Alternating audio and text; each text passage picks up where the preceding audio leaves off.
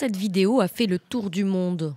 Le 24 juillet dernier, Marie Laguerre est frappée au visage par un homme qui vient de la harceler sexuellement en plein cœur de Paris. Son histoire a libéré la parole en France.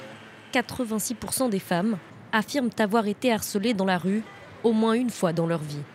C'est des sifflements, des insultes, t'es bonne, comme quand on appelle un chien, enfin des choses comme ça. Surtout suivre, ça c'est embêtant, dans le métro, dans la rue, près de la maison. Le 1er août, le Parlement français a adopté la loi contre les violences sexistes et sexuelles. L'outrage sexiste est désormais passible d'une amende allant de 90 à 3 000 €. Le 25 septembre, un homme a ainsi été condamné à une amende de 300 € après avoir insulté une femme dans un bus en région parisienne. Sans le témoignage du chauffeur, la sanction aurait été difficile à appliquer. La police dénonce une loi bancale qui n'apporte pas de vrais changements. Quand on se fait insulter, il y a déjà un article de loi, c'est ce que je dis. Donc on va hésiter du coup entre deux articles, mais finalement ça ne va pas changer grand-chose. Il faudra déjà qu'en interne, tous les harceleurs, tous ceux qui font de l'outrage sexiste en interne sur nos collègues féminines, pour les d'autres collègues pour leur orientation sexuelle, soient punis par notre administration. En juin 2017, Fatima Benomar a été insultée et harcelée par un homme dans le 4e arrondissement de Paris. 3 policiers étaient présents au moment des faits.